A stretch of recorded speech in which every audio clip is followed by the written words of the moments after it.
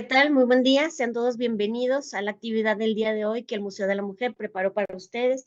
Bienvenidos a quienes siguen las redes sociales del museo, un centro de difusión de la nueva cultura de igualdad sustantiva entre hombres y mujeres. El día de hoy, en el marco de la conmemoración del Ejército Mexicano, nos acompaña la maestra Patricia Baranda Carmona, quien nos hablará sobre la participación de las mujeres en el Ejército Mexicano, sus avances, desafíos y perspectivas en conmemoración del Día del Ejército Mexicano, como ya había dicho. La maestra Patricia Baranda es licenciada y maestra en Relaciones Internacionales por la Universidad Nacional Autónoma de México, doctora en Innovación en Responsabilidad Social y Sostenibilidad por la Universidad Anáhuac, México, Campus Norte. Es profesora de la licenciatura en Relaciones Internacionales en la Facultad de Estudios Superiores Aragón de la Universidad Nacional Autónoma de México. Ha impartido cursos intersemestrales especializados sobre política exterior de Estados Unidos, violencia contra las mujeres, protección marítima, entre otros. Es egresada del Centro de Estudios Hemisféricos de Defensa William J. Perry de la Universidad Nacional de Defensa de Estados Unidos en Washington, D.C., también con estancia de investigación durante los estudios de maestría.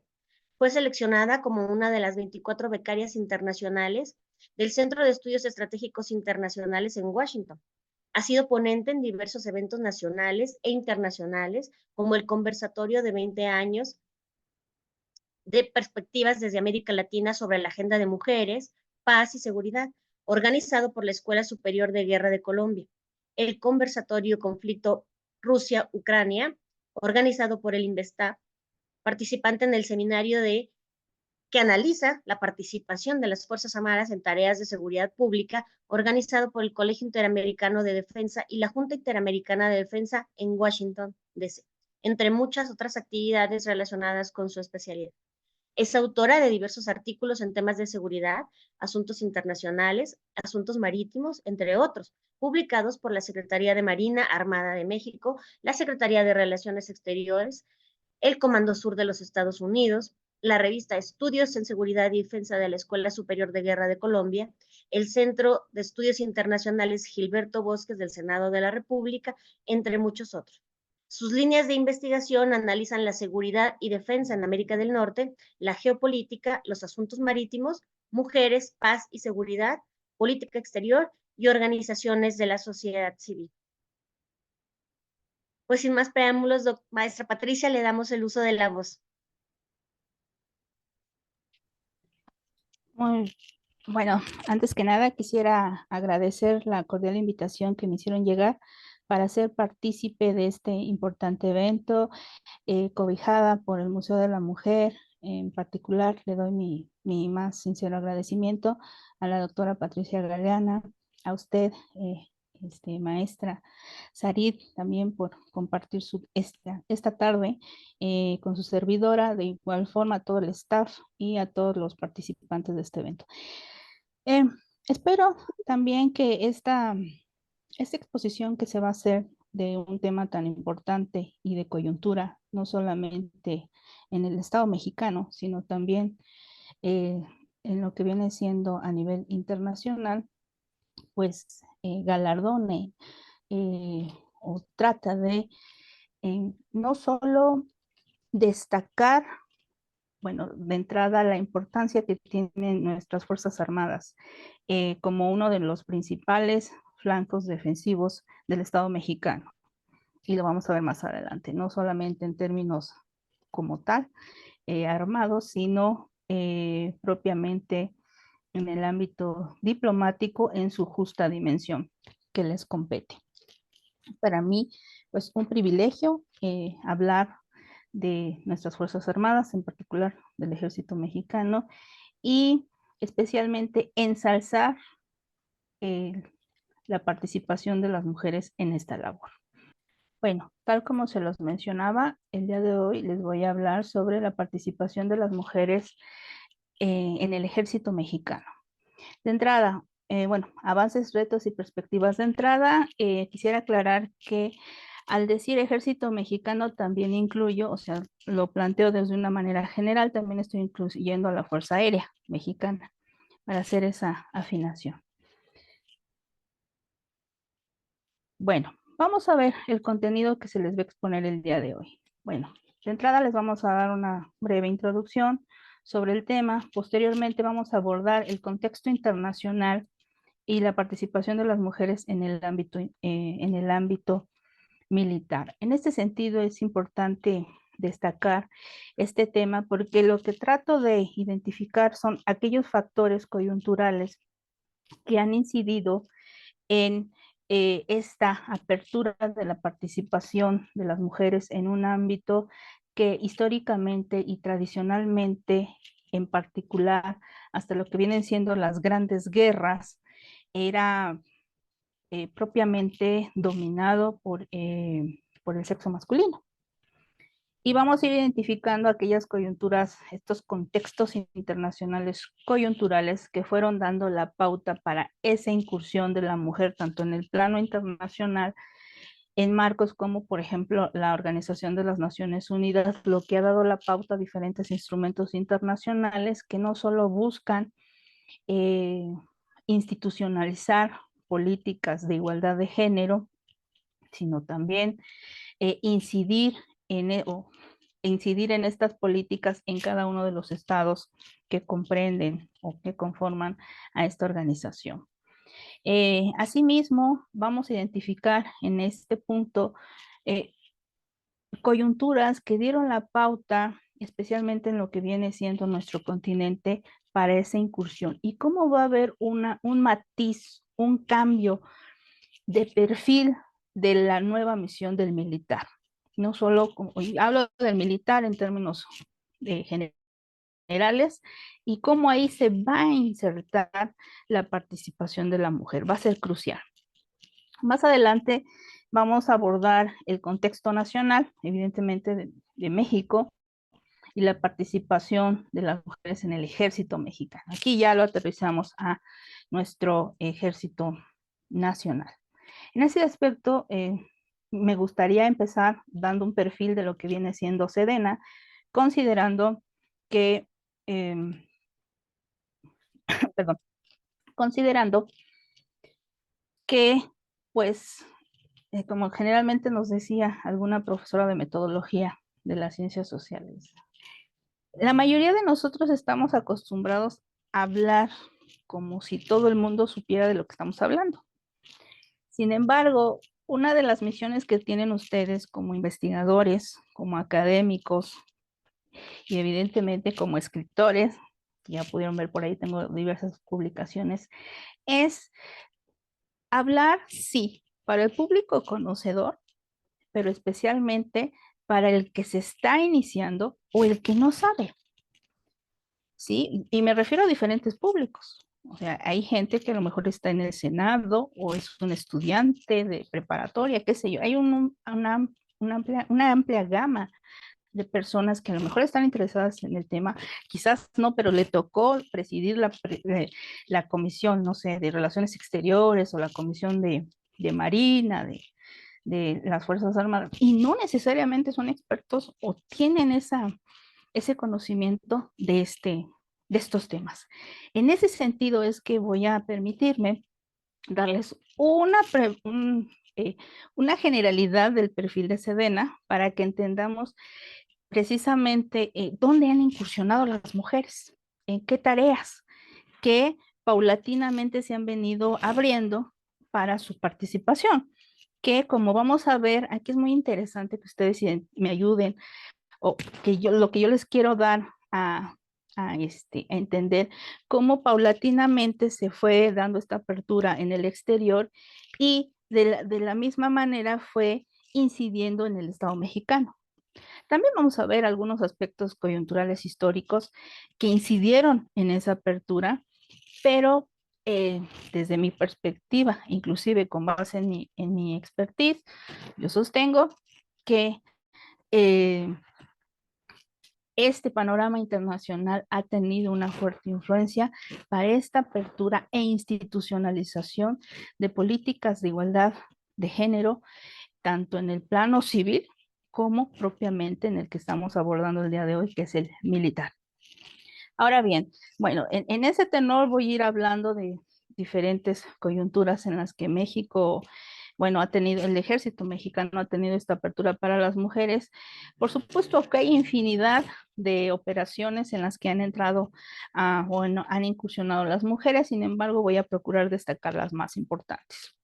Ahora bien, en el siguiente tema vamos a hablar de lo que son los avances, retos y perspectivas de la participación de las mujeres en el ejército mexicano.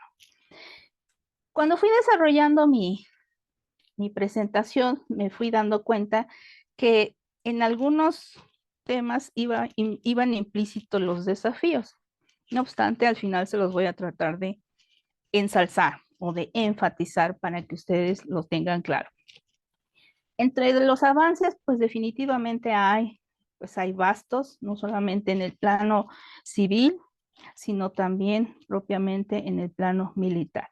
Uno de los que yo identifico más importantes, por ejemplo, es la participación de las mujeres en las operaciones para el mantenimiento de la paz. Que como nosotros podemos identificar, México detiene en función de la naturaleza de su política exterior, tiene una gran presencia como promotor de la paz y la seguridad internacionales. De hecho, es uno de los países fundadores de la Organización de las Naciones Unidas. Y de ahí vamos a ver cómo ha sido o ha procurado ser, al menos a la letra, al ser suscriptor de diferentes mecanismos internacionales en ese tenor, e inclusive en participar como miembro no permanente en el Consejo de Seguridad de las Naciones Unidas, que no hace mucho también lo hizo, y justo en ese tenor vamos a ver cómo también se genera o hay una mayor, se fortalece una mayor participación con lo que viene siendo las OMS. En particular, se derivan algunos mecanismos como el plan de acción, donde se va a dar seguimiento a la resolución 1325 del Consejo de Seguridad sobre paz, mujeres, paz y seguridad. Bueno, poco a poco vamos a ir identificando eso. Otro de los avances, les adelanto, pues vamos a ver lo que es la política exterior feminista, cómo va a ir de la mano, y entre otras políticas con perspectiva de género que se institucionalizan en el marco de lo que es la Secretaría de la Defensa Nacional, por decir algunas. Sé que es un tema muy robusto, muy apasionante, y trataré de acotarme a los tiempos. Y por último, pues ya estaremos cerrando con las conclusiones del presente tema.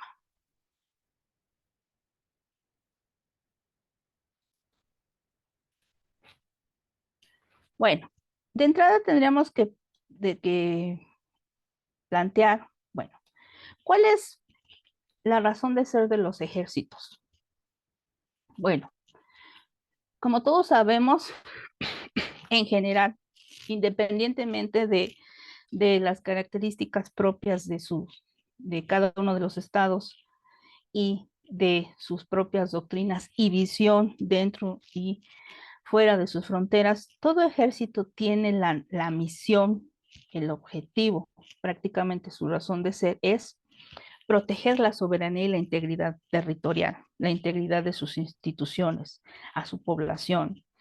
Es decir, mantener al margen, en la medida de lo posible, de toda amenaza, tanto al interior como al exterior, al Estado que representa y defiende, ¿no? Ese es de entrada uno de los principales objetivos de los ejércitos. Ahora bien, ¿ellos cómo miden su capacidad de llevar a cabo las órdenes de sus líderes? Pues bueno, tienen diferentes elementos. Por ejemplo, su estructura jerárquica, la cultura profesional, es decir, también la infraestructura con la que cuentan, así como el entrenamiento y sus capacidades de combate. Ello, reitero, a fin de ser consecuentes con ese objetivo, ¿no? De proteger a su país. Esta capacidad se determina por diferentes factores, tal como se los menciono aquí, entre ellos físicos. Uno de los principales elementos en este sentido es el tamaño de su tropa, su infraestructura y el equipo que ellos utilizan. Por ejemplo, nosotros nosotros hemos escuchado que, bueno, de entre los grandes ejércitos por tamaño, pero también por infraestructura e inclusive es, tácticas y estrategias, pues identificamos el de nuestro vecino del norte, ¿no? Estados Unidos, y no necesariamente es por su potencial, aunque sí en parte ello responde a el perfil de los intereses del Estado en materia de su política exterior, eh, sobre todo en este tenor. Otro factor que nosotros identificamos es el factor conceptual, es decir, cómo ellos están empleando sus recursos, y el último factor que identificamos es el factor moral. En este caso, cuáles son los valores y la voluntad de los soldados en comprometerse con ese objetivo, que es la madre patria, ¿no? Como dirían bien en el ejército mexicano, para quienes sirven. Aquí es importante identificar, por ejemplo, eh, cómo el peso de las características propias de cada una de las sociedades que conforman los estados, así como la visión que tiene y los intereses nacionales hacia el exterior, tanto al interior como hacia el exterior, que va a tener un estado, van a incidir en el perfil de sus Fuerzas Armadas. Entre ello podemos identificar también la historia y la idiosincrasia de su población. No podemos prescindir en particular de su historia, que es lo que va a forjar, en este caso, al Estado mexicano, a sus Fuerzas Armadas y las características de sus Fuerzas Armadas y evidentemente de su política exterior. En ese tenor, pues es muy importante que tengamos en cuenta estos elementos para eh, poder identificar las características de las Fuerzas Armadas, en particular del Ejército Mexicano, que tienden a ser dentro de sus fronteras, cuidar, proteger, salvaguardar la integridad y la soberanía del Estado mexicano, más no de ir a invadir a otros estados, a ir a atacar a otros gobiernos, no.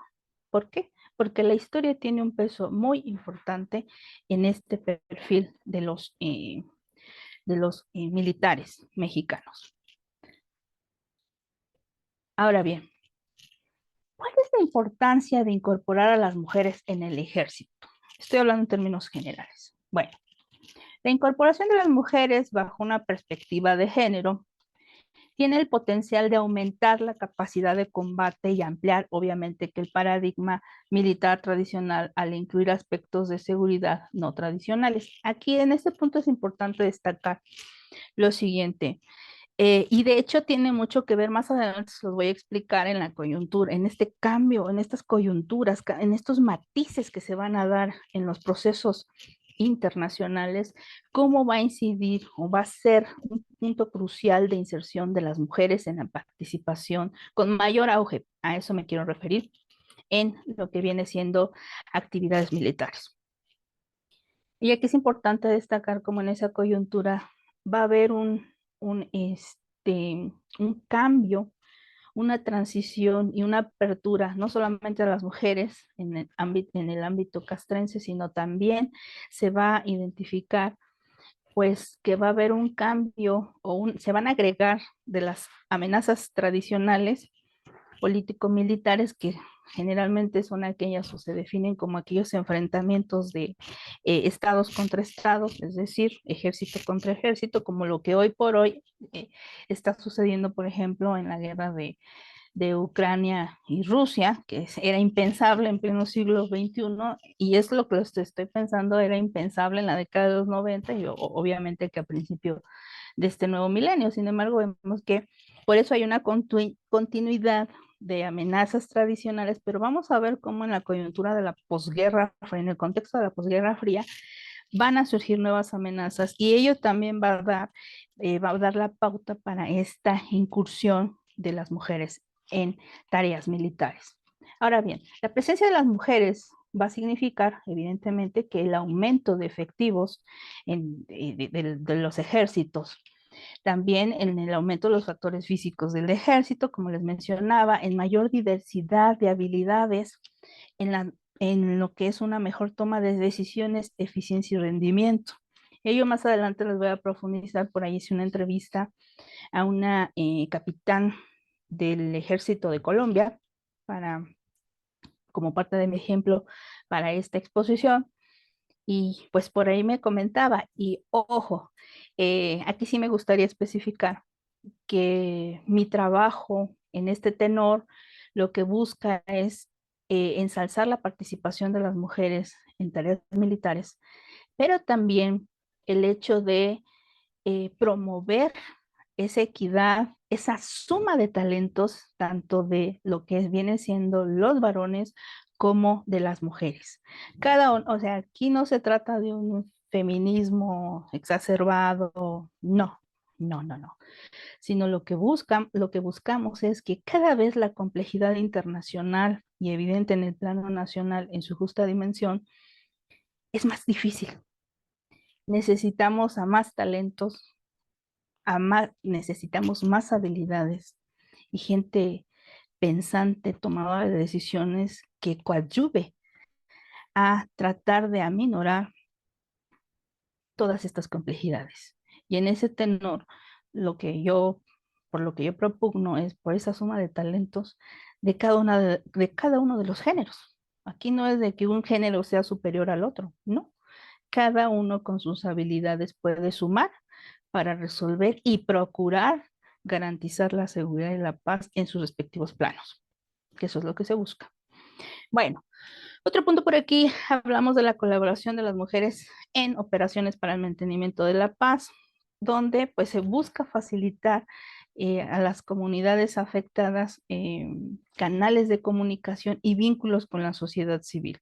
Aquí me voy a adelantar un poco, pero algo de lo que platicaba con la capitán Marilyn era cómo se dice fácil mencionar lo que son las operaciones para el mantenimiento de la paz de las Naciones Unidas, pero aquí el perfil de tanto de los varones como de las mujeres que participan en ese tipo de operaciones es de muy alto perfil, valga la redundancia, porque es un choque cultural, especialmente cultural, y también de idiomas.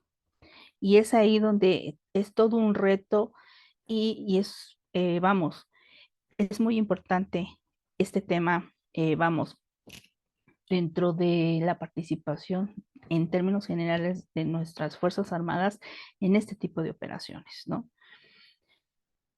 Reitero, por la cuestión cultural, por la cuestión del lenguaje y también agrego la cuestión de la religión, que se suma, son tres factores muy importantes en el marco de las OMP. Por otro lado, hablamos de lo que es la presencia de las mujeres en diferentes puestos dentro de las Fuerzas Armadas, ¿no? Que va a ayudar a romper con estereotipos y roles de género y se va a promover una visión incluyente en la sociedad. Esto hay que tenerlo muy en cuenta. Una de las instituciones, no solamente en México, sino en el mundo, que tienen la legitimidad de su población son las Fuerzas Armadas por las razones que ya les mencioné. Son quienes nos defienden cuando hay algún conflicto, alguna amenaza, algún incidente, por ejemplo, hoy por hoy, lo que veíamos, y no hace mucho, por ejemplo, en la COVID, cuál fue el papel de las Fuerzas Armadas en México, cuando hay huracanes, y más adelante vamos a ver los diferentes planes de las misiones de los ejércitos, pero la mayoría van en ese tenor, en salvaguardar que a su estado, a su gente. ¿Sí se fijan? Bueno, ahora vamos a entrar a lo que es el contexto internacional y la participación de las mujeres en el ámbito militar. Bueno, yo les hablaba de coyunturas internacionales. En ese tenor, yo identifico cuatro grandes coyunturas internacionales. La primera, las grandes guerras. En particular me enfoco en la posguerra de la Segunda Guerra Mundial, que vas a dejar un legado del cual se va a derivar toda la institucionalización, no solamente en materia de derechos humanos, de mantenimiento de la paz y seguridad, sino sobre todo para la incursión de las vamos, de la participación de las mujeres en los diferentes ámbitos, dentro de ellos el militar. Y también vamos a hablar de lo que es en la Guerra Fría. Básicamente podemos destacar movimientos feministas que se van a dar en particular en países europeos y en nuestro vecino del norte, en los Estados Unidos, especialmente en la década de los 70.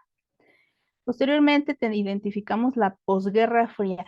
En la posguerra fría, que viene siendo en la década de los 90, vamos a ver un parteaguas y se va a ver muy claramente un antes y un después, sin perder de vista factores que van a tener continuidad. Pero sin embargo, aquí sí me gustaría destacar cambios estructurales que se van a dar en el sistema internacional, sin los cuales hoy por hoy no entenderíamos inclusive la dinámica de la realidad internacional. Y por supuesto tampoco esa incursión de las mujeres en tareas militares. Y más adelante tenemos lo que es pues la década en la que estamos viviendo, ¿no? Que es el nuevo milenio. Yo la generalizo como nuevo milenio, en donde voy a destacar diferentes aspectos en los que ha tenido participación la mujer. Bueno, dentro de las grandes guerras mundiales, un legado, como ya les mencionaba, de la Segunda Guerra Mundial va a ser, pues, lamentablemente, su mayor y uno de sus legados más tristes es la destrucción, o sea, los alcances de la mutua destrucción a la que se llegó, a la que llegaron las grandes potencias europeas. Ello va a incidir en esta reconfiguración del sistema internacional. Como ustedes saben, caen, van a caer viejos imperios, viejas potencias, especialmente en Europa, inclusive también en lo que viene siendo Medio Oriente, el Imperio Otomano. Es decir, se va a dar una reconstrucción, una reconfiguración del sistema internacional. Y también van a emerger nuevas potencias. Una de las que ya perfilaba desde principios, bueno, desde antes, pero con mayor eh, énfasis, pues obviamente que son los Estados Unidos, de tal suerte que participa en estas coyunturas de conflicto internacional. Y también vas a tener un papel muy importante para, en esta nueva reconfiguración del sistema internacional, institucionalizar los mecanismos en el marco, bueno, de entrada, promover la creación de las Naciones Unidas en 1945, cuyo, cuyo fin último es el mantener la paz y seguridad internacionales. Dados los alcances que dejaron estas grandes guerras, lo que se va a buscar en la medida de lo posible no volver a caer en ese tipo de experiencias, donde fue recrudecedor, o sea, tanto niño mutilado, tanta gente muerta, o sea, fue una catástrofe de la humanidad que, reitero, marca un antes y un después también, inclusive en la historia de la humanidad. Entonces, en este tenor, ¿qué va a suceder? Pues les decía, en el marco de la Carta de las Naciones, bueno, se crean la ONU con la Carta de las Naciones Unidas y donde inclusive en el preámbulo establece, tal como lo menciono aquí, ¿no? La fe en los derechos fundamentales, en la dignidad y valor de las personas, en la igualdad de los derechos, ojo, entre hombres y mujeres. Es decir, es el primer vamos, paso o preámbulo internacional de que va en aras de esta búsqueda de igualdad de derechos entre hombres y mujeres. Lo vemos en la Carta de las Naciones Unidas. En el marco de la seguridad internacional, pues nosotros identificamos claramente que en las Naciones Unidas, quien es el artífice eh, estratégico y operativo para esta tarea, esta misión de paz y seguridad internacional, pues es el Consejo de Seguridad. Si bien, obviamente que ustedes saben que a las Naciones Unidas hay un entramado de instituciones, de diferentes organismos que la componen, uno de los ejes rectores es el Consejo de Seguridad, definitivamente. La Asamblea General es más, se podría considerar más un foro, pero en términos de coercitivos y en particular para mantener la paz y seguridad internacionales es el Consejo de Seguridad, donde, como ustedes bien saben, pues tiene 5 países eh, como miembros permanentes. Entre ellos los destaco. Y destaco este punto porque más adelante voy a recopilar la participación de México en las OMP, y obviamente para que vayan entendiendo dónde se inserta México, y de ahí la relevancia de la participación de las mujeres en este tipo de tareas. Entonces, les mencionaba, dentro de los 5 miembros permanentes tenemos lo que es Estados Unidos, Francia, Gran Bretaña, China, y lo que hoy es Rusia.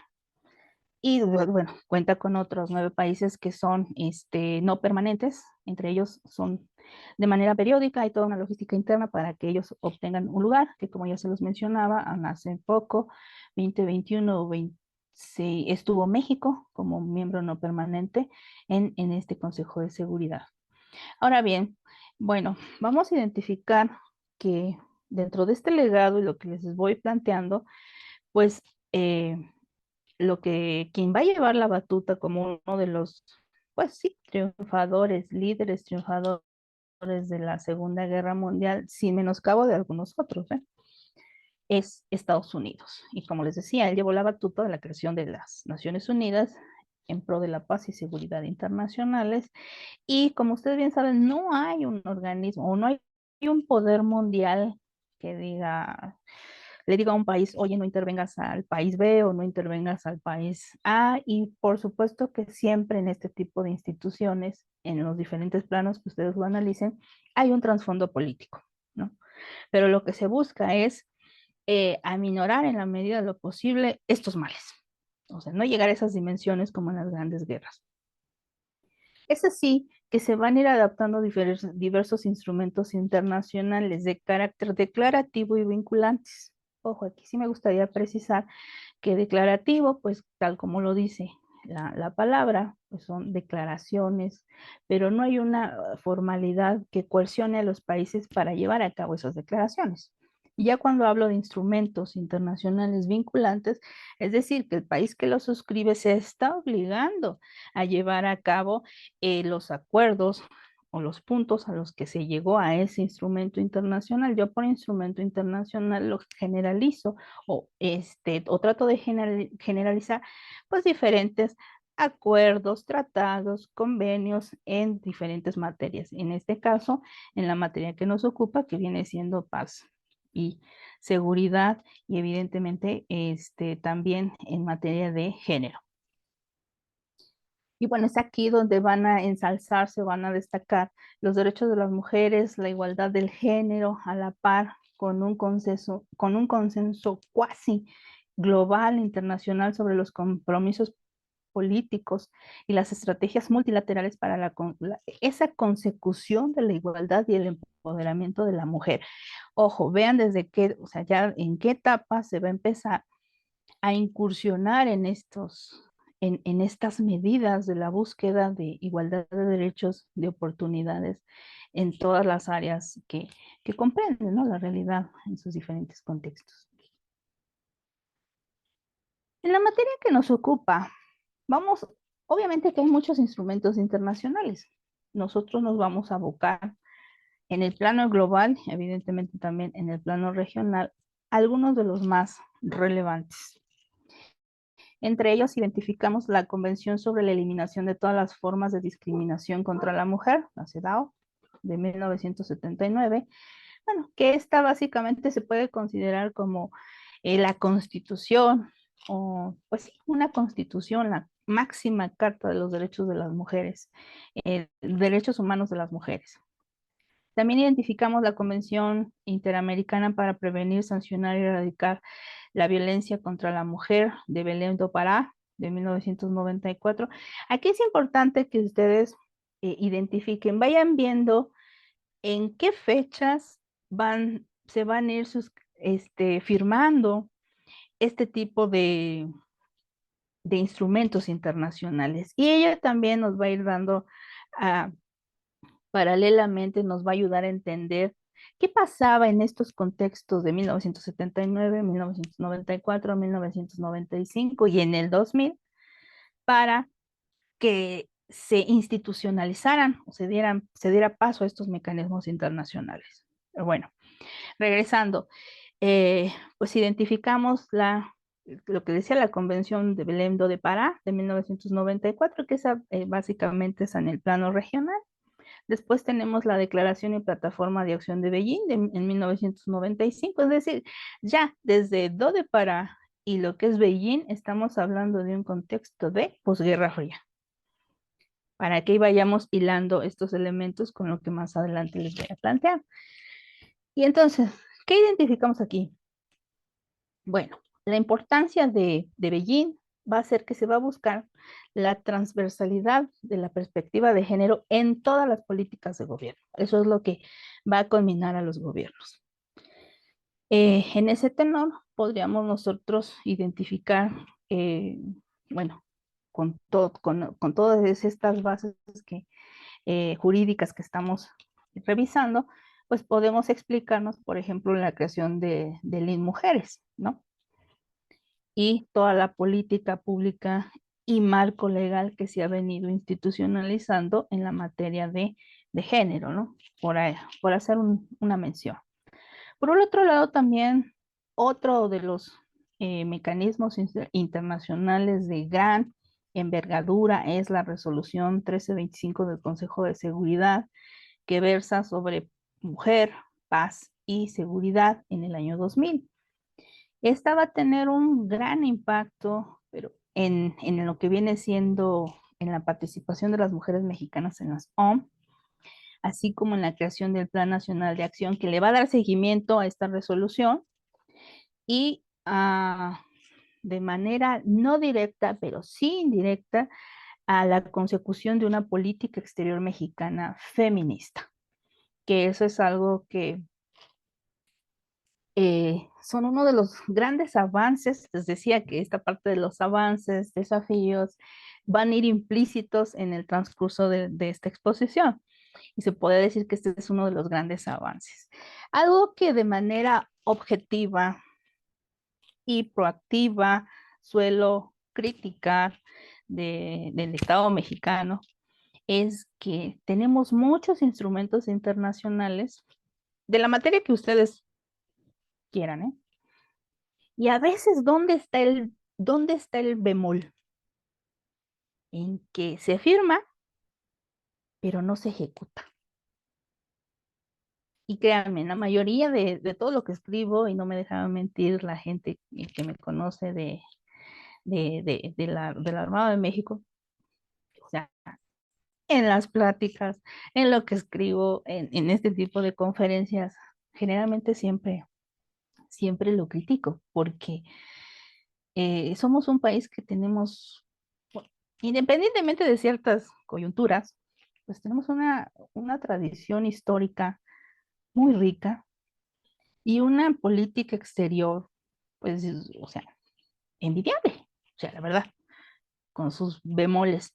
Y algo que también destaco mucho es el peso geopolítico de México, que muchas veces no tenemos esa conciencia, por ahí algunos de los tomadores de decisiones, sobre cuál es la importancia geoestratégica del Estado mexicano. Porque bien dirían por ahí, la clásica frase de Porfirio Díaz, ¿no? Pobre México. ¿Cómo va? Es que luego la cambio, ¿eh? Pero dice, pobre México, tan lejos de Dios y tan cerca de Estados Unidos. Y en alguna conferencia de las que participé allá en Washington, D.C., el embajador Sarucán nos platicaba una anécdota en la que decía que platicando con un embajador israelí, el embajador israelí le decía, no, no, no, no, no, hay que cambiar esa frase de Porfirio Díaz. Hay que decir, en el caso de Israel aplica así, pobre de Israel, tan cerca de Dios y tan lejos de Estados Unidos. ¿Sí se fija? Entonces, en algún momento de nuestra historia, ojo, nacional, no estoy hablando de política exterior, sino nacional, nuestros congresos se han abocado a minimizar o siempre a decir, ay, es que mi vecino del norte me pisotea, me hace esto, me hace lo otro. Bueno, en fin, siempre, y a veces también en el Congreso de allá, siempre nos tiran para acá, en fin, parece que es parte del perfil de los congresistas. La cuestión es de que no tenemos esa, o no hemos concientizado sobre el valor geoestratégico de nuestro país. Y me grabé tanto esta frase que en efecto, ustedes no pueden entender la parte de la seguridad nacional de Estados Unidos sin México. Y podemos analizar la historia. Por ahí voy a tratar de hablar en algún aspecto, por ejemplo, y ahorita que estamos conmemorando al ejército mexicano, por ahí también su participación en la Segunda Guerra Mundial, ¿no? Donde también las mujeres tuvieron cierta relevancia, no necesariamente mexicanas de manera directa, pero sí, por ejemplo, el Escuadrón 201 fue entrenado en Estados Unidos por mujeres. Y ahí está, cómo poco a poco van a ir participando las mujeres en este punto. Entonces, es importante identificar estos instrumentos, reitero, hay muchos más, pero ellos van a ir dando la pauta para la generación de una concienciación de la equidad de género en México y también en el mundo. ¿Han habido avances? Sí. ¿Hay retos? Por supuesto que todavía los hay. Y sobre todo al analizar este tema, los retos que identificamos son en el marco estructural de las sociedades, en la mentalidad. Hay, ustedes saben que México es un país multicultural y vamos a ir identificando que si bien algunas políticas sí, o sea, están en lo escrito, pero vamos, ya en la acción es donde encontramos cierta reticencia o falta impulsar mayor estas políticas, ¿no? De igualdad de género y sobre todo también las mujeres, ¿no? Cambiar, ir transformando ese chip que tenemos y lo cual aquí vamos a ver también uno de los desafíos que tienen y algo que se destaca de las mujeres militares mexicanas es eso, el cambio de mentalidad y cómo nuestras Fuerzas Armadas y la incursión de las mujeres es tan importante como un ejemplo a seguir de cambio de paradigma para la psique del mexicano y, y que vaya en aras de la búsqueda de esa equidad de participación, lo que ello también implica no solamente participación, derechos y oportunidades, sino también que responsabilidades. ¿Sí se fijan? Pero bueno, en la Guerra Fría. Bueno, aquí básicamente podemos destacar en la materia que nos ocupa en términos de género, el meeting que se llevó a cabo en San Francisco, California, en 1970, con motivo del 50º aniversario del reconocimiento de los derechos políticos de las mujeres en Estados Unidos. Bueno, pues lo que ya hemos venido diciendo, ¿no? Se promueve la igualdad jurídica, que pues, obviamente que la igualdad entre ambos géneros, la moral sexual y la labor doméstica. Es decir, que haya equidad, ¿no? Entre, entre ambos géneros, aunque a la fecha, o sea, nos estamos viendo de la década de los 70. No obstante, en los propios Estados Unidos también hay ciertas desigualdades y nos hemos encontrado con ejemplos, por ejemplo, eh, de desigualdad en los salarios, que eso no solamente es en Estados Unidos, sino es en todo el mundo, ¿eh? En su justa dimensión. Y aunque se ha propugnado y si hay avances, pues reitero, estos son parte de los retos que aún siguen o han tenido cierta constancia en el transcurso de la historia. Y por eso reitero, este tipo de actividades que estamos haciendo esta tarde, lo que académicos, diferentes analistas escribimos sobre estos temas, pues lo que busca es, desde su perspectiva trinchera, ir modificando estas mentalidades, ¿no?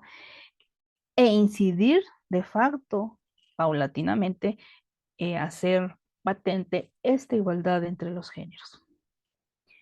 Ahora bien, vamos a hablar de lo que es la posguerra fría. Como ustedes saben, bueno, ya hablamos del contexto del legado de las grandes guerras, que se reconfigura el sistema internacional y en esa posguerra fría se va a ir eh, constituyendo lo que se conoce como el periodo histórico de la Guerra Fría. No voy a describir todo el tema, solamente voy a destacar que se va a caracterizar por el choque político, militar e ideológico de dos grandes bloques, que viene siendo el, el comunismo representado por la entonces Unión Soviética, que fue bueno, el Ejército Rojo fue muy importante para pues la victoria de Occidente y sus aliados en la Segunda Guerra Mundial.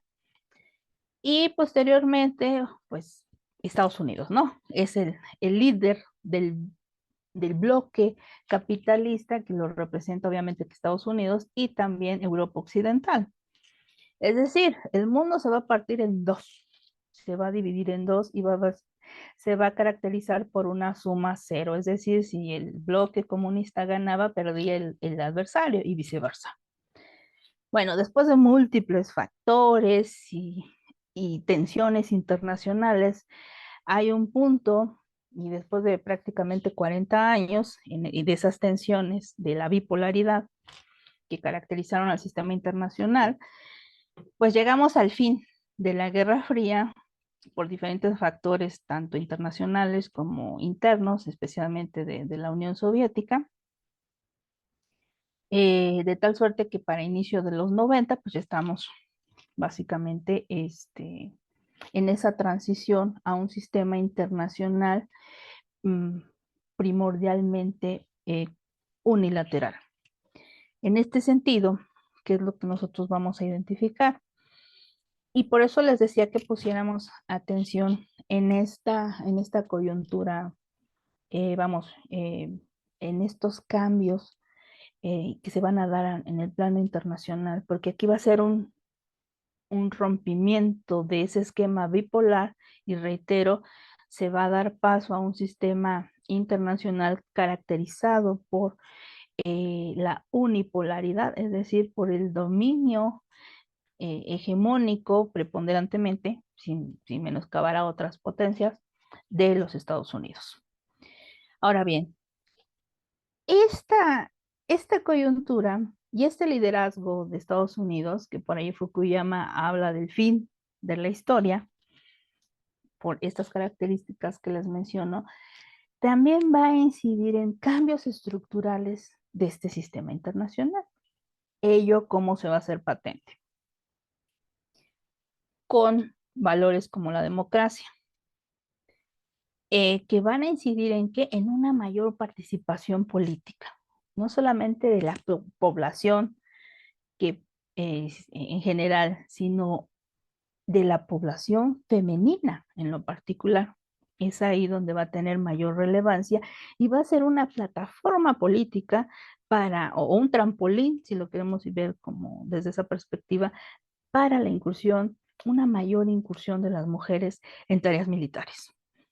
Estas nuevas características también vamos a ver lo que va a ser el proceso del neoliberalismo, donde hay un achicamiento de la figura del Estado y mayor participación de las empresas transnacionales. Y aquí es muy importante también tener en cuenta, por eso les decía, la importancia de esta coyuntura internacional, porque van a emerger o va a haber un auge de nuevos actores no gubernamentales y ello va a dar otro matiz a toda esta dinámica internacional. No quiere decir que antes no existieran, sino que va a haber un auge de la participación, por ejemplo, de organizaciones no gubernamentales, díganse, por ejemplo, Amnistía Internacional, que reitero, no es que surgieran en esta época, sino que la propia coyuntura va a generar la pauta para que tengan mayor incidencia en los diferentes ámbitos, ¿no? Y máxime en el tema de derechos humanos, que también va a ser otro aspecto que va a prevalecer en este ámbito y lo que vienen siendo la democracia, las oportunidades ciudadanas, el libre mercado, y no hay que perder de vista la globalización, que pues va a dar se va a empezar este proceso de globalización que se va a caracterizar por la interconexión, especialmente de las economías, la ampliación y esta interconexión también de las comunicaciones, de lo que es la internet y todo lo que hoy por hoy eh, pues nos está marcando la pauta de la dinámica internacional, ¿no? O sea, sin todos estas cuestiones, sobre todo tecnológicas, pues no nos estaríamos viendo hoy de esta forma, ¿no? A distancia. En fin, pero también aquí es algo que hay que tener en cuenta que ya les mencionaba al principio. En este contexto va a haber, si bien les decía que hay amenazas tradicionales constantes, por ejemplo, el conflicto frente a frente entre ejércitos y en particular, aquí es importante que lo tengamos en cuenta. Eso se daba especialmente sí, en lo que fue las grandes guerras, antes de las grandes guerras y todavía un poco en lo que fue la Guerra Fría, donde principalmente hay un choque ideológico que derivaba en diferentes tensiones que ya les había mencionado. Aquí vamos a identificar el surgimiento de nuevas amenazas que no necesariamente son de carácter estatal, sino inclusive se va a dar un nuevo concepto de una ampliación de los temas y de la agenda, evidentemente, de seguridad. Es decir, lo que antes aspectos político-militares era la agenda per se de las amenazas tradicionales, en esta época se va a dar inclusive en un marco regional eh, lo que se conoce como seguridad multidimensional, es decir, que todos aquellos factores que eh, pongan en riesgo o vulneren la seguridad de un Estado, es decir, su integridad, pues va a ser una amenaza.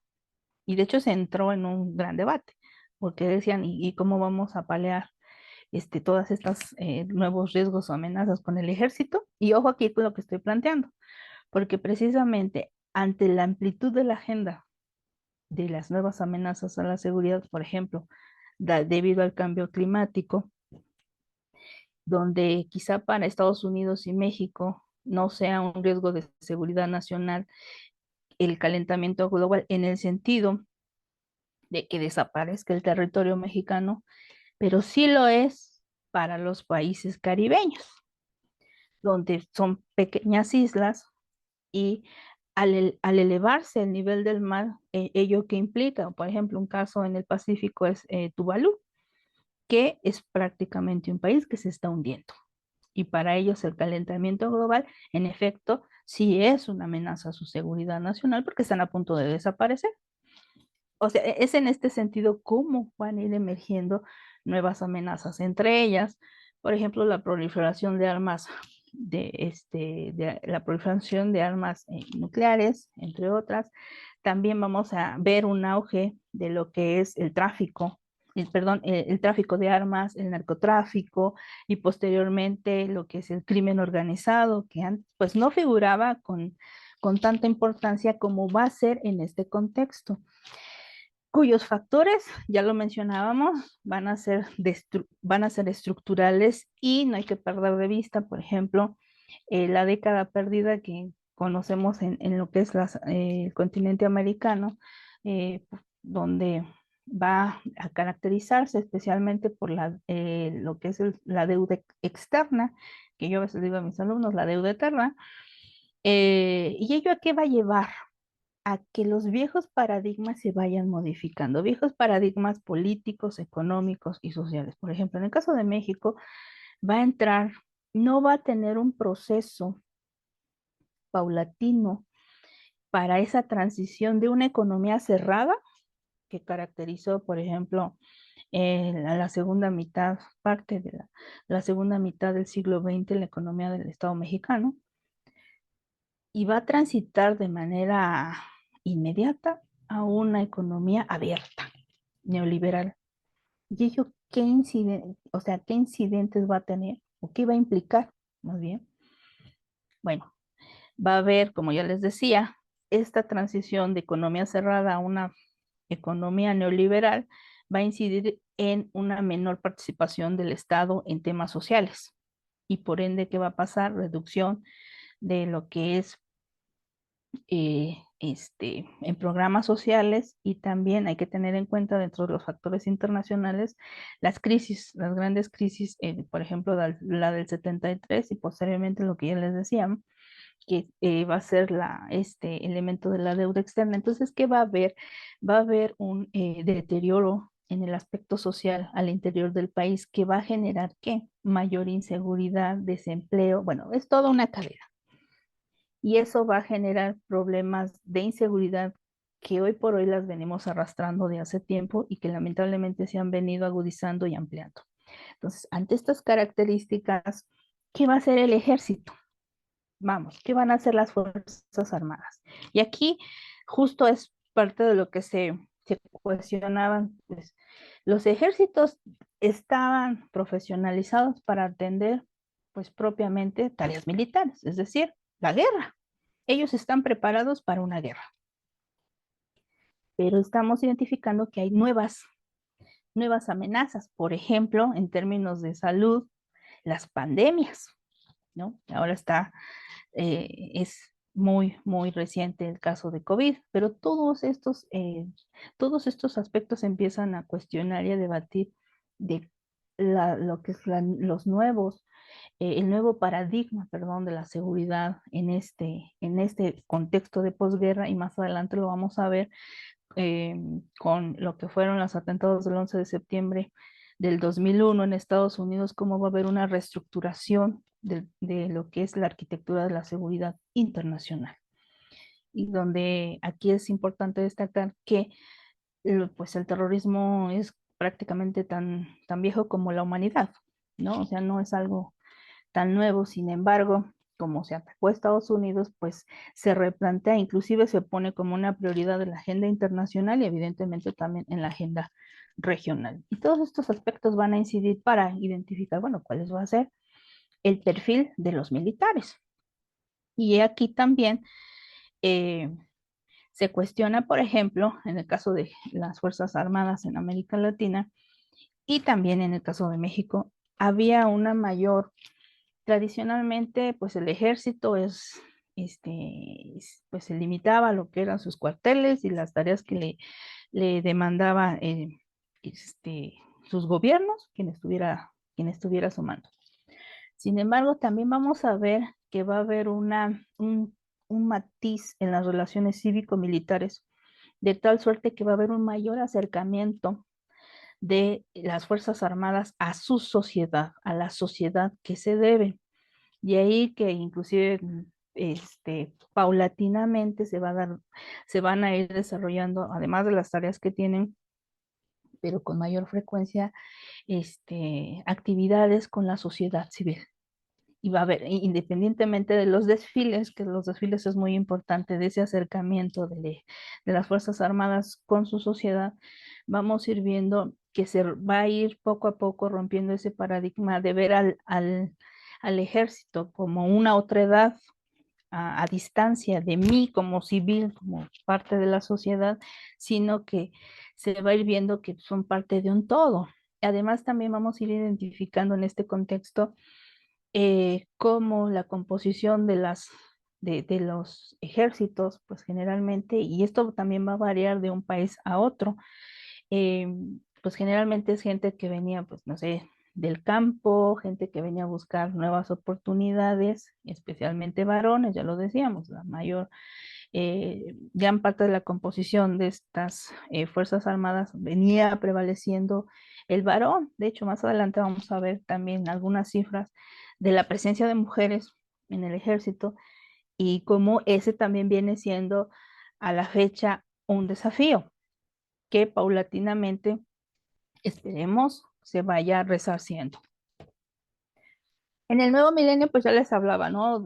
Les adelantaba la parte de los atentados del 11 de septiembre. También podríamos destacar lo que es los objetivos del desarrollo del milenio, y obviamente que más adelante la Agenda 2030 y sus 17 Objetivos de Desarrollo Sostenible, donde hay una pujanza por la igualdad de género y también identificamos el empoderamiento. En este nuevo milenio todavía más se va a dar una segunda oleada del empoderamiento de las mujeres a nivel internacional. De hecho, en el plano regional, en América Latina, por ejemplo, va a haber un boom de presidentas mujeres, dígase Cristina Fernández, Dilma Rousseff, Michelle Bachelet. O sea, eso no quiere decir que antes no hubiera habido. Por ejemplo, en los 90 fue Machorro,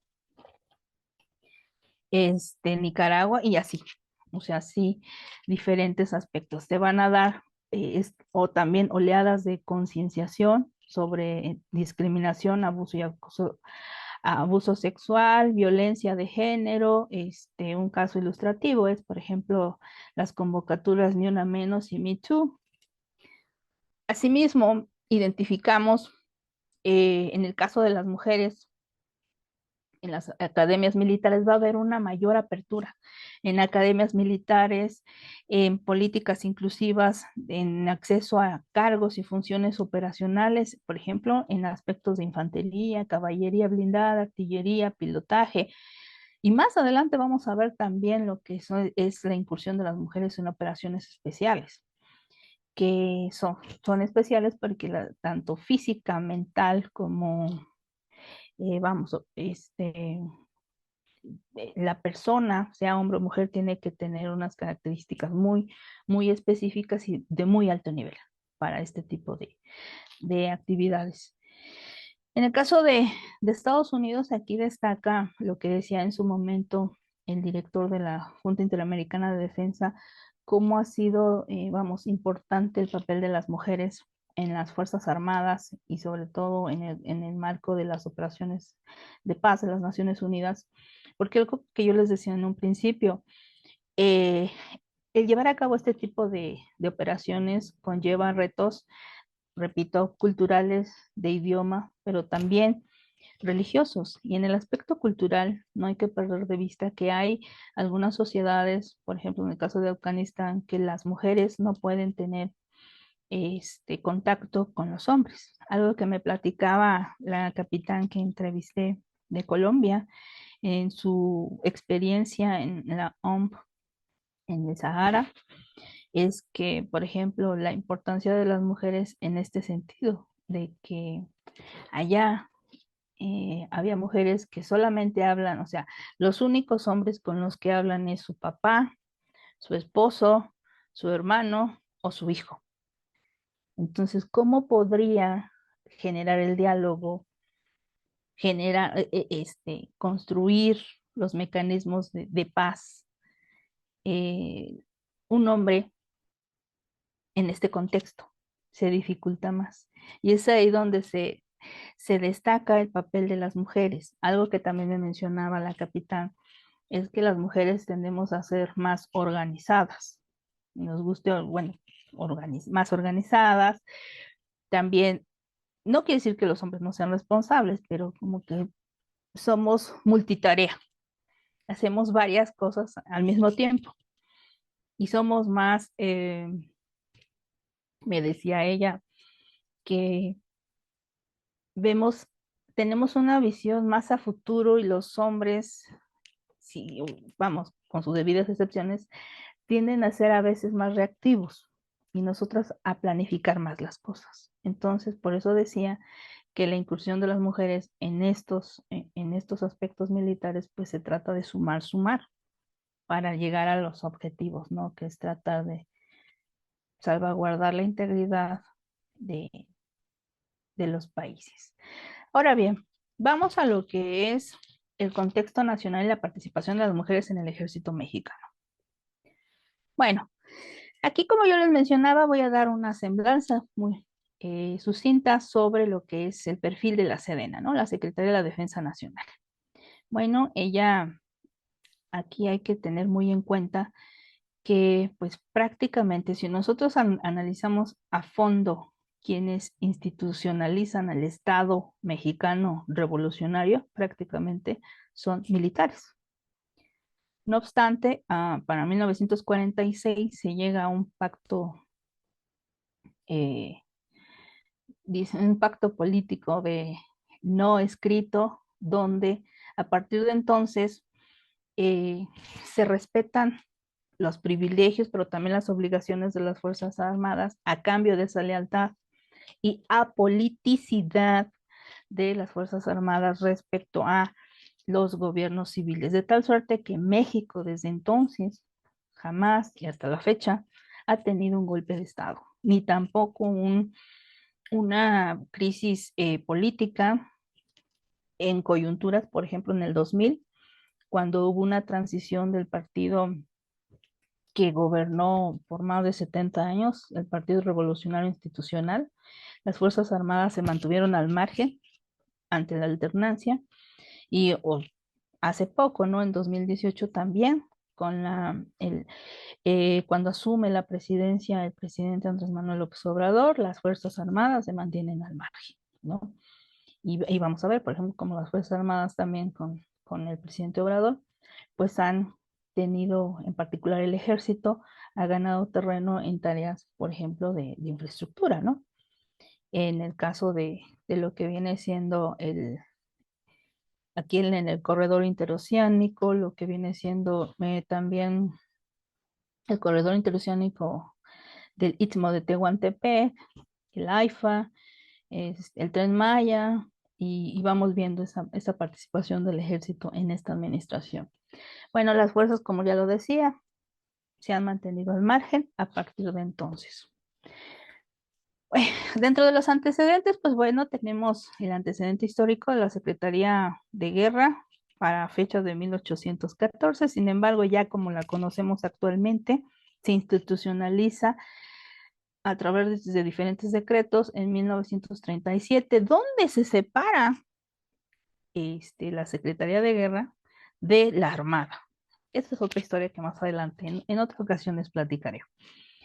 Y obviamente que en el marco de la Ley Orgánica de la Administración Pública Federal de 1976, pues bueno, ahí se van a establecer todas las competencias que tiene eh, la Sedena, así como sus pues diferentes marcos que la, la, este, la rigen, ¿no? Ya, propios de Sedena.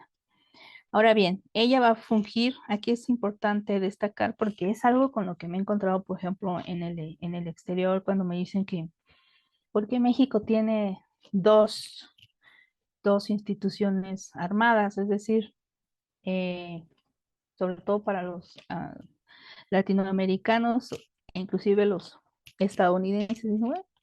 Es un, es una parte muy original, auténtica de México que tenga dos instituciones armadas, el Ejército y Fuerza Aérea, y por otro lado la Armada de México, ¿no? Y aquí lo interesante es que, bueno, en el caso de Sedena, tiene una dualidad, tiene una función dual, tanto como comandancia del Ejército y Fuerza Aérea, como tiene funciones también políticas y administrativas. Esta figura es la que como que se cuestionan gente del extranjero, pero ello tiene una explicación histórica, atiende a la realidad histórica del Estado mexicano y tiene sus propias características. Pero esta sesión es importante que lo tengan en cuenta. Es decir, la Sedena tiene una dualidad, tanto política y administrativa como militar. Ahora bien, ¿cuáles son las misiones operativas de la Sedena? Tenemos el plan de N1 que básicamente es para pues, proteger a la nación ante una amenaza externa. Tenemos el plan de N2 que se aboca a lo que es la seguridad interna y mantener la paz social. Y por último tenemos el plan de N3 que es el más conocido y que se aboca principalmente a desastres naturales, entre otros. O sea, si hay algo que destaca México, tanto al interior y en particular al ejército, son sus tareas humanitarias dentro y fuera, igual a la Armada, pero bueno, en este caso vamos a hablar del ejército. Entonces, eso es muy, muy importante tenerlo en cuenta, la presencia de nuestras Fuerzas Armadas en el exterior como parte del perfil humanitario de la política exterior de México. En cuanto a funciones del personal de la Sedena, pues tenemos que estas se dividen en dos, lo que viene siendo armas y servicios. En el ámbito de las armas, pues estas comprenden lo que es infantería, caballería, arma blindada, artillería e ingenieros. En el caso de los servicios, comprende la intendencia, ingenieros, cartografía, materiales de guerra, transportes, administración, sanidad, justicia. Inclusive vamos a ver cómo en el transcurso de la historia, en el caso de los servicios, va a haber la oportunidad o la apertura de mujeres que teniendo, por ejemplo, licenciatura en Derecho, podían ingresar al ejército para ejercer su carrera dentro de esta Fuerza Armada. Y lo que viene siendo armas es propiamente la carrera militar, donde se puede aspirar a tener el más alto rango de grado, que es el de general de división. Y posteriormente tenemos lo que son los cuerpos especiales, que era algo que yo les mencionaba por ahí de las operaciones especiales, que comprende el cuerpo de aerotropas, cuerpo de policía militar y el cuerpo de música militar, donde también vamos a ver que van a incursionar las mujeres.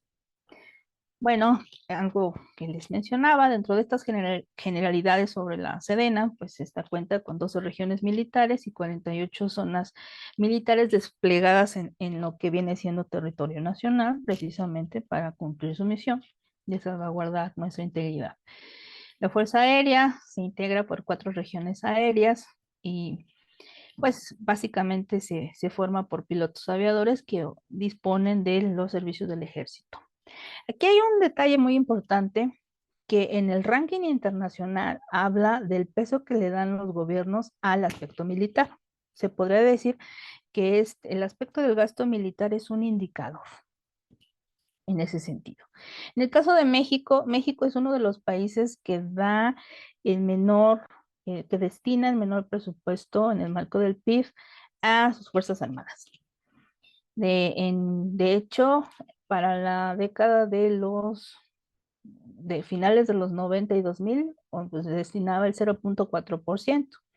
Para el 2019, como lo vemos aquí, pues de su PIB destina el 0.5%. Y a la fecha, lo más reciente que encontré en lo que es la base del Banco Mundial, de 2022 destina el 0.6%.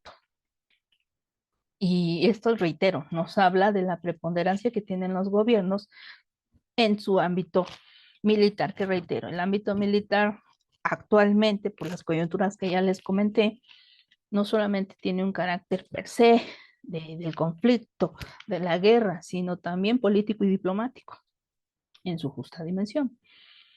Ahora bien, pues aquí destaco, por ejemplo, Brasil.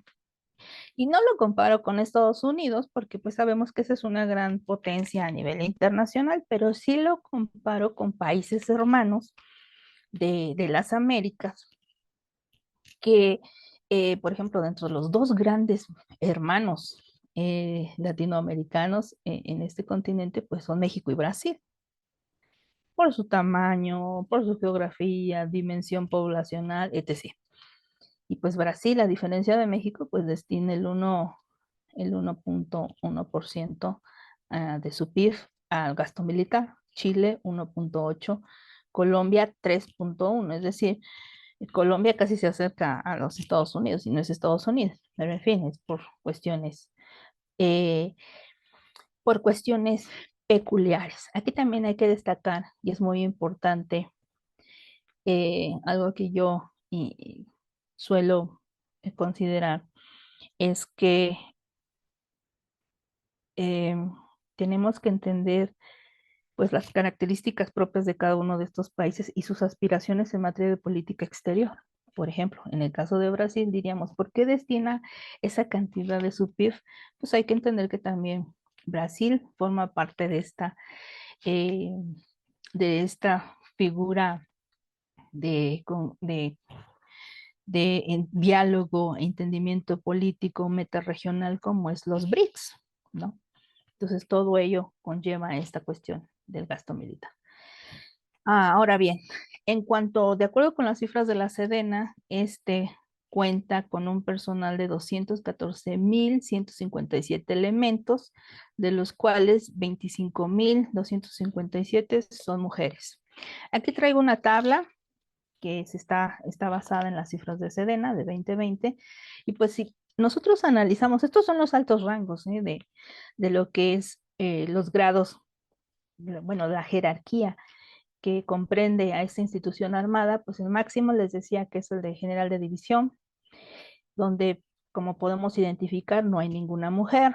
El grado de general de brigada hay una mujer, y, o sea, es evidente, ¿no? El grado de general de brigadier, coronel, teniente coronel, o sea, y ello se explica también a los tiempos, a los diferentes contextos, históricos en que han venido incursionando las mujeres. Tradicionalmente las mujeres, por ejemplo, desde ahorita lo vamos a ver, incursionaron en materias administrativas, taquimecanografía y salud propiamente, y paulatinamente se fueron ya abriendo otras áreas, ¿no? Y de ahí que también se explique, pues que a la fecha, pues no haya una general de división. Y por acá hay también otras cifras, pero pues si hacemos el balance entre hombres y mujeres, pues es claro que hay un mayor peso de hombres todavía en las fuerzas, bueno, en el caso de Sedena, de hombres que de mujeres. Y reitero, es un desafío que probablemente a largo plazo se vaya a ir resarciendo. Bueno, tenemos que de 2013 a 2021 se otorgaron 1,563 promociones para el grado de general de brigada, general brigadier o coronel, y de las cuales 507 fueron para varones. O sea, ahí se ve que una vez más vemos este desafío de que sigue, o sea, si hacemos un balance, pues tiene mayor peso la presencia de masculina, pues. Y el papel de las mujeres aún sigue siendo reducido. Y pues como lo decía, no hay ninguna mujer en el grado de general de división. Y por ahí también tenemos que, pues es un desafío, eh, por el número tan reducido de mujeres que hay, el hecho de que se amplíe esta cifra de mujeres no solamente en términos cuantitativos, sino también cualitativos, es decir, en los mandos, por lo que ya les mencionaba con anterioridad. Dentro del balance histórico, tengo que ver los tiempos porque, reitero, yo me apasiono y me sigo y me sigo y no, así que con maestra, eh, ¿es Saray? Saray, Sara eh, y maestro, sus órdenes. Saray. Pues ya nos apasionó a todas porque estamos muy atentas escuchándola. Yo creo que ya se acerca como a la parte final de su exposición, quiero pensar, de acuerdo a la estructura que nos dio inicialmente, si es que Ujú. la escuchamos atentamente todavía. Sí, voy a tratar de, no, porque de verdad, si no me dice ahí alto fuera, no, yo me sigo. Pero bueno, vamos con este balance histórico de la participación de las mujeres, donde voy a abocarme a momentos coyunturales ya dentro de lo que viene siendo México. Ya hablé de los factores externos, ahora vamos a hablar de lo interno. Bueno, no podemos pasar por alto lo que es la lucha de la independencia, donde, bueno, las mujeres tuvieron una función como mensajeras, inclusive contrabandistas y espías. No podemos entender nuestro proceso de independencia sin la participación de doña Josefa Ortiz de Domínguez, Leona Vicario y Manuela Medina, que le decían la capitana, entre otras. En el caso de la Revolución Mexicana, pues las mujeres desarrollaron actividades políticas, militares, de enfermería, vigilancia. Entre ellas destacan Eulalia Jiménez, y también identificamos, bueno, que en gran medida esta participación se dio por un vínculo familiar o sentimental, o bien porque se quedaron sin hogar, dado ese contexto. Y también destaca la Revolución Mexicana porque va a ser donde van a empezar, o va a ser el preludio de los movimientos feministas en México. No podemos pasar por alto a la periodista, ay, perdón, ya se me, ay, ya se me pasó, es que le moví aquí tantito y me movió todo. Hermila Galindo, maestra. Hermila Galindo, sí, Hermila Galindo, que bueno, fue una de las principales exponentes del feminismo en México y quien pues contendió ya para una participación, para incursionar en una participación política. En la década de los 30 pues podemos destacar en lo que es la primera mujer en el servicio activo del ejército y la Fuerza Aérea, que se llamaba María González de Carter. Se crea la escuela para enfermeras del ejército, es lo que les decía al principio. Básicamente las mujeres se van a abocar a esos temas administrativos, de lo que viene siendo eh, el área de la salud, en particular enfermería. Aquí es importante destacar que esta escuela para enfermeras, tal como se dice, era exclusivamente para mujeres.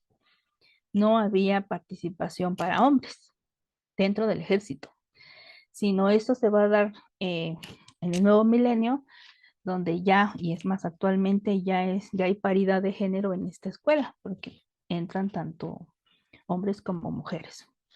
En los 50, pues, como sabemos, en México se da el derecho al voto, y tenemos también en el aspecto militar, pues eh, ingresan las mujeres como mecanógrafas, dibujantes y fotogrametristas.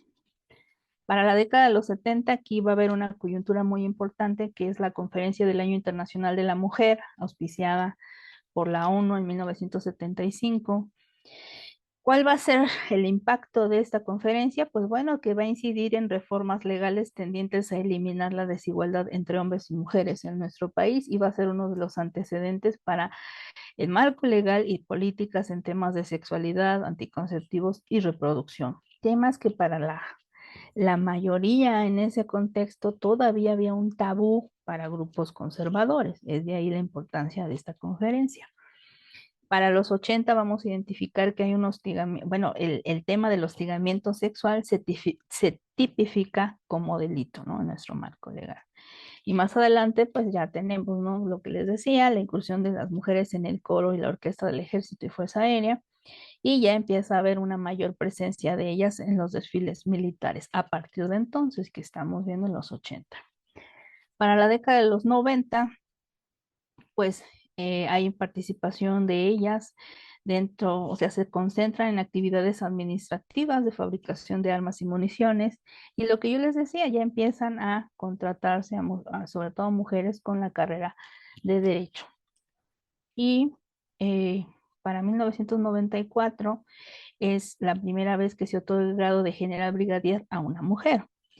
Esto aquí ya lo voy mencionando, pero ya en los factores que explican este ascenso, ya se los decía, en esta coyuntura de lo internacional, que nos ayudan a explicar paulatinamente esta apertura. Para el año 2000, pues bueno, hay programas de igualdad entre hombres y mujeres dentro de las Fuerzas Armadas. Y dentro de ellos también hay el programa de capacitación y sensibilización para efectivos en perspectiva de género. Esto es importante destacarlo porque como se los decía desde un principio, las instituciones armadas son quienes van generando nuevos paradigmas, y dadas sus características, su perfil bueno, que conllevan políticas de Estado, es por ello que es muy importante que ellos lideren este tipo de políticas dentro, y ello haga un efecto dominó afuera de sus instancias, ¿no? Para concientizar a la sociedad mexicana. Posteriormente, en el 2011, en el marco de la Sedena, se crea el Observatorio para la Igualdad entre Mujeres y Hombres en el Ejército, Fuerza Aérea Mexicanos. Igual, en este se concentra no solo prevenir, sino también dar un seguimiento de toda institucionalización en materia de género se lleve a cabo dentro de esta Fuerza Armada. Ahora sí, vamos hablando de los avances. Los retos ya se los mencioné en el transcurso de la conversación, ya se los he venido identificando, y las perspectivas pues se las digo al final de la participación de las mujeres en nuestro ejército. Bueno, de entrada lo que ya les había comentado, o sea, Uno de los avances, aunque quizá no es propiamente dentro de lo que es el ejército, sí podemos identificar como subyacente de la participación de México en las OMS, el establecimiento de la política exterior feminista. O sea, se puede derivar de ahí, la cual, como ya les mencionaba, surge por la resolución 1325 que ya les mencioné en un principio. Ello, pues le va a dar, es una política que lo que busca es reducir las diferencias estructurales, desigualdades de género y que se respeten los derechos humanos a la par, tanto de hombres como de mujeres. Algo que en algún momento, cuando di la materia de política exterior, le decía a mis alumnos, bueno, sí, es un gran avance, porque a una de mis alumnas le tocó exponer sobre el tema y decía, profesora, es que sí, o sea, prácticamente así como estamos viendo las cifras del de las jerarquías y el personal que integra cada una de estas jerarquías, pues la mayoría son hombres. Algo que tiene también relaciones exteriores es este sistema jerarquizado, en particular el Servicio Exterior Mexicano. Y veíamos que pues igual el grado, bueno, o la jerarquía de embajador, pues, y los altos mandos, pero en el marco de relaciones exteriores, pues también lo concentran hombres. Entonces es algo que paulatinamente seguramente vaya llegándose a cierta paridad a un largo plazo. Y esto es para hacer un paralelismo de lo que pasa en las Fuerzas Armadas en términos de equidad de género y aquí en materia de política exterior. Ya tenemos un gran avance que es política exterior feminista, que busca que haya esa paridad en los diferentes puestos y sobre todo jerarquías. Y esa se acaba de dar hace poco, ¿no? En esta administración. Y asimismo, también destaca lo que les decía, la participación de México en el Consejo de Seguridad de las Naciones Unidas y donde se impulsa, bueno, en ese nicho, aparte de impulsar lo que es el desarme, que es parte de la política, de la tradición de la participación de México en el marco del Consejo de Seguridad, pues obviamente que el desarme, la paz, la seguridad, el buscar los mecanismos de diálogo, evitar la confrontación, prácticamente promover sus principios de política exterior que están instituidos en el artículo 89, fracción décima. Pero también hay que destacar lo que es la resolución 1325 de la que ya les había mencionado, porque esta va a institucionalizar la creación del primer Plan Nacional de Acción para darle seguimiento y también va a dar la pauta para la creación, está por acá, la creación de lo que es más adelante el Centro de Entrenamiento Conjunto de Operaciones de Paz de México, el CECOPAM, en el año 2020. O sea, esto es parte de los avances. Me regreso un poquito. Dentro de la participación de México bueno, dentro de los avances, perdón, antes de ir a la participación de México, pues algo que les mencionaba, ¿no? Las políticas de igualdad laboral militar en la Sedena, y bueno, que en esta se derivan diferentes mecanismos, por ejemplo, el Comité de Prevención y Atención del Hostigamiento y Acoso Sexual, todo ello es dentro de la Armada. Por ejemplo, también ellos tienen políticas para lo que viene siendo la atención a los permisos, tanto para hombres y mujeres cuando tienen hijos, se les dan esas facilidades. Otro aspecto también es en el marco del plan de seguimiento de la resolución 1325, hay un gran número de cursos de capacitación, no solamente para las Fuerzas Armadas, sino también para funcionarios, altos funcionarios de gobierno del país, a fin de sensibilizarlos y promover la importancia vamos, de la participación de la mujer en este tipo de actividades, entre otras. Bueno, ahora sí ya, uno de los grandes avances que ha tenido la participación de la mujer, pues es el hecho de acudir a las operaciones para el mantenimiento de paz y seguridad en el marco de la ONU. Aquí es muy importante destacar que son, o sea, a la fecha hay altos criterios por parte de Naciones Unidas para elegir los perfiles de las tropas que van a participar en este tipo de operaciones. Aunque han habido avances, ojo, en el marco de Naciones Unidas, a la fecha, si analizamos igual el porcentaje de hombres y mujeres dentro de operaciones de paz en la ONU, a nivel internacional, únicamente el 6% lo ocupan mujeres, ¿no? A nivel internacional, pese a los grandes esfuerzos que ha hecho Naciones Unidas desde su eh, institución hasta la fecha. Claro, como en algún momento se ha mencionado, bueno, de que no exista esta incursión al poco porcentaje que hay, bueno, ya es una ganancia, sin embargo, lo podemos definir como un desafío, ¿no? Esa mayor participación que se requiere de mujeres en este tipo de operaciones, donde ya les mencionaba un ejemplo de la importancia de las mujeres en este tipo de tareas.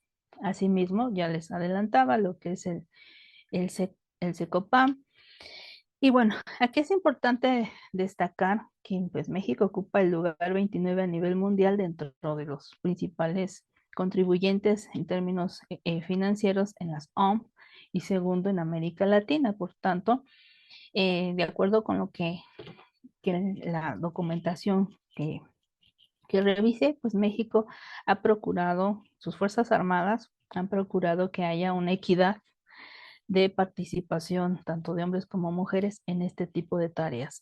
Y retomo la parte de los criterios de Naciones Unidas, son altos niveles de capacitación, inclusive de perfil psicológico, psicométrico, emocional, o sea, son requisitos muy, muy importantes de tal suerte que Naciones Unidas elige a la persona que va a ser partícipe de estas tropas para capacitarla, inclusive dentro, ya en las filas de estas tareas. Y por ahí tenemos que, bueno, en el caso de México, en 2022 se identifican que hay un total de 32 mujeres pertenecientes a las Fuerzas Armadas Mexicanas desplegadas en las diferentes misiones en las que está participando México, por ejemplo, en la misión de Colombia, Malí, el Sahara Occidental, República Centroafricana y la región de Cachemira. Asimismo, pues identificamos, ¿no? Que pues hay esta presencia de mujeres en las Naciones Unidas. Aquí les muestro rápidamente cuáles son las 9 misiones en las que México tiene presencia con sus tropas, y hay que destacar que no solamente van tropas, sino militares, sino también hay gente civil y hay cuerpos policiales. Conclusiones. Ya, conclusiones. Bueno, dentro de las conclusiones podemos cerrar con lo siguiente. La participación de las mujeres en el ejército mexicano responde a diferentes cambios estructurales en el marco internacional, como las conflagraciones mundiales, el fin de la Guerra Fría y el nuevo milenio. Ello ha dado paso a lo que mencionaba el proceso de globalización, democratización y nuevos paradigmas de la seguridad, lo que incide en la reformulación de las misiones de los militares del siglo XXI, donde cobra relevancia el acercamiento con la sociedad y esa apertura para que haya mayor participación de mujeres en las filas militares. Y ello también se promueve la igualdad de género, cuyo entramado legal e institucional, pues ya se los mencionaba, en primera instancia surge de las Naciones Unidas, y un ejemplo es la resolución 1325 que ya veíamos que se ha institucionalizado en México. Asimismo, bueno, identificamos que hay un número de mujeres militares aún reducido. Ese es uno de los principales desafíos que identificamos, especialmente en los cargos de mando. Hay desafío para una mayor presencia de mujeres en términos no solo, reitero, cuantitativos, sino también cualitativos. También hay que tener presente que la inclusión de las mujeres en el ejército mexicano no solamente significa tener un ejército más robusto, ya veíamos los factores al principio que, que caracterizan a las Fuerzas Armadas o a los ejércitos, sino también una mayor diversidad de pensamiento, de toma de decisiones y de respuestas ante las complejidades nacionales, el acontecer mundial de cara a la tercera década. ¿Cuáles son mis perspectivas? Las perspectivas es de que estas nuevas generaciones, o sea, la apertura ya están los marcos legales e institucionales para que haya una mayor incursión de las mujeres, que eh, yo considero que a un largo plazo, estoy hablando de unos 20, 30 años, probablemente se dé el paradigma de que encontremos a lo mejor, que encontremos a las primeras generales de división y, ¿por qué no?, una secretaria de la Defensa Nacional, militar y sobre todo mujer. Y del mismo modo también en las diferentes áreas se robustezca la presencia de las mujeres, porque la carrera militar no solamente es una opción eh, económica, no es solamente es una opción profesional, sino también es una opción de vida. Porque algo que me comentaba la capitán Marilyn de Colombia es que se genera una hermandad, porque no es el compañero o la compañera, es la camaradería. Y aunque no estés enfrente de un conflicto, en una operación, por ejemplo, de paz, eh, el guardar tu espalda y la espalda de tu compañero, tu compañera, los hace una hermandad, ¿no? Entonces aquí, como yo se los mencionaba, aún hay diferentes desafíos, pero mis perspectivas en términos generales son positivas. Considero que dentro de los grandes retos que todavía tenemos en México y lamentablemente es a largo plazo, es ir aminorando el cambio de fondo de mentalidad de los mexicanos, ¿no? Porque muchas veces esa desigualdad o esa reticencia de las mujeres no necesariamente se da de hombres a mujeres, que sí, sí hay también, sino que de mujeres con mujeres. Ese sería uno de los grandes desafíos y la cuestión de fondos estructurales. Y bueno, pues espero que haya sido de su interés este aporte que les traigo este día y pues quedo a sus órdenes para sus preguntas, comentarios. Gracias, maestra. Pues la verdad es que ha sido un verdadero privilegio escucharla y ver toda esta amplísima trayectoria que nos expuso de cómo las mujeres han ido participando poco a poco en el ejército y la situación actual en la que se encuentra ahora. Yo creo que nos faltaría, bueno, eso la voy a comprometer y voy a comprometer al museo para que estudiemos un poco más a fondo cómo afectan las mujeres los temas disciplinarios y qué tanto se han abordado los casos de acoso y hostigamiento, cómo se sancionan, cómo se investigan. Yo creo que es una parte que sí necesariamente tiene que abordarse porque como en otros aspectos de la vida y otros ámbitos profesionales, pues en la milicia también afectan de una manera distinta, desproporcionada a las mujeres que participan en estas actividades militares, porque el ejército se volvió no solo un ideal político, una identidad nacional, sino un empleador, como usted básicamente lo abordó, y una opción de estudios, no solamente para incrementar los efectivos, sino por toda esta también cobertura social que les da a sus familiares. Y creo que eh, habría también que eh, abordarlo de una manera distinta.